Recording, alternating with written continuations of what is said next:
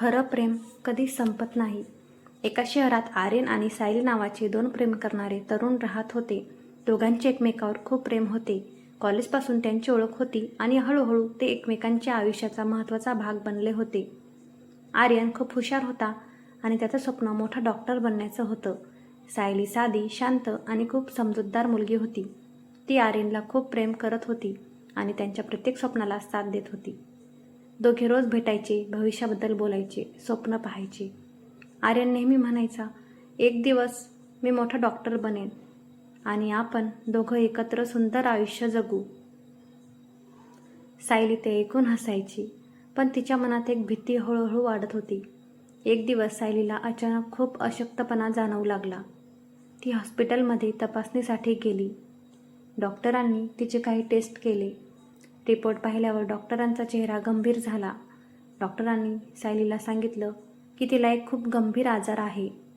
हा आजार हळूहळू तिच्या शरीराला कमजोर करत होता.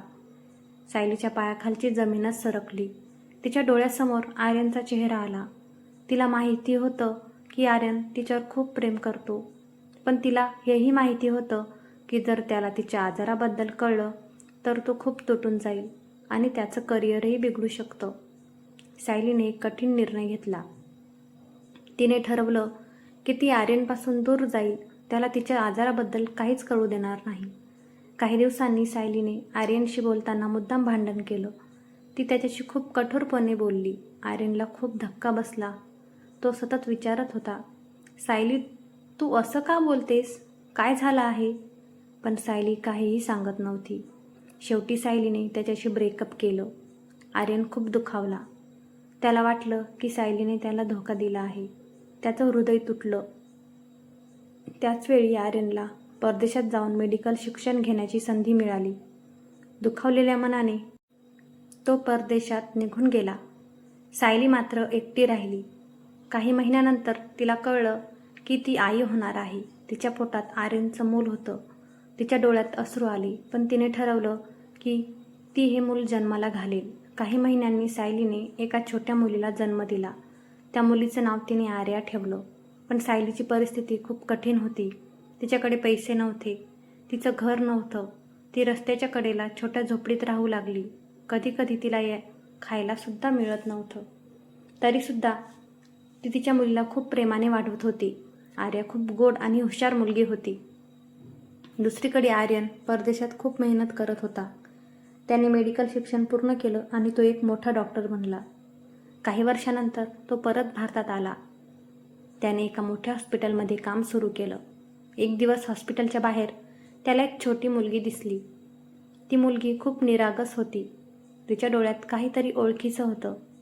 आर्यनला अचानक असं वाटलं की ही मुलगी त्याच्याशी काहीतरी नात्याने जोडलेली आहे. ती मुलगी म्हणजे आर्या होती. आर्या हॉस्पिटलमध्ये तिच्या आईसाठी मदत मागायला आली होती, पण हॉस्पिटलच्या स्टाफने तिला आत येऊ दिलं नाही. त्याने तिला बाहेर हाकलून दिलं. आर्यनने हे सगळं पाहिलं. त्याला त्या मुलीबद्दल खूप वाईट वाटलं. काही दिवसांनी पुन्हा ती मुलगी त्याला दिसली. यावेळी आर्यनने तिच्याशी बोलायचं ठरवलं. तो तिच्या जवळ गेला आणि विचारलं, तुझं नाव काय आहे? मुलगी म्हणाली, माझं नाव आर्या आहे. आर्यनने तिच्याशी बोलत असताना त्याच्या नजरेत एक गोष्ट आली. आर्याच्या गळ्यात एक लहानसं लॉकेट होतं. ते लॉकेट पाहताच आर्यन थबकला, कारण तेच लॉकेट त्याने वर्षापूर्वी सायलीला दिलं होतं. आर्यनच्या मनात हजारो प्रश्न निर्माण झाले. त्याने लगेच त्या मुलीचा DNA टेस्ट करण्याचा निर्णय घेतला. काही दिवसांनी रिपोर्ट आला. रिपोर्ट पाहून आर्यनच्या डोळ्यात अश्रू आले, कारण त्या रिपोर्टमध्ये स्पष्ट लिहिलं होतं की आर्या ही त्याचीच मुलगी आहे. आर्यनला सगळं समजलं. सायलीने त्याच्याशी ब्रेकअप का केलं होतं, ती का दूर गेली होती. तो लगेच सायलीला शोध घ्यायला निघाला. खूप शोध घेतल्यानंतर त्याला कळलं की सायली अजूनही खूप आजारी आहे आणि एका छोट्या जागेत राहते. पण जेव्हा तो तिथे पोहोचला तेव्हा सायली तिथे नव्हती. त्याला समजलं की काही हॉस्पिटल स्टाफने पैशांसाठी तिला किडनॅप केलं आहे. आर्यन खूप घाबरला, पण त्याने हार मानली नाही. त्याने पोलिसांची मदत घेतली. खूप शोध घेतल्यानंतर शेवटी त्यांना सायली सापडली. ती खूप कमजोर झाली होती. आर्यनने तिला पाहताच तिचा हात धरला. त्याच्या डोळ्यात अश्रू होते. तो म्हणाला, सायली, तू मला सगळं का नाही सांगितलं? सायली हलक्या आवाजात म्हणाली, मी तुला थांबवू इच्छित नव्हते. तुझं स्वप्न मोडू इच्छित नव्हते. आर्यन रडू लागला. त्याने तिला वचन दिलं की आता तो तिला कधीही एकटा सोडणार नाही.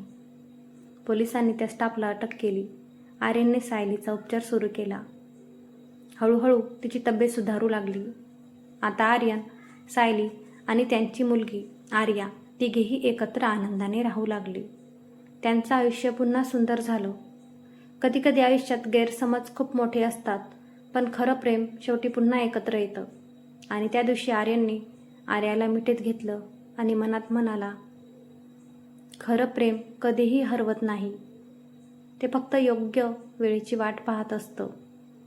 अशाच नवीन कथेसाठी चॅनलला लाईक, शेअर आणि सबस्क्राईब करा. धन्यवाद.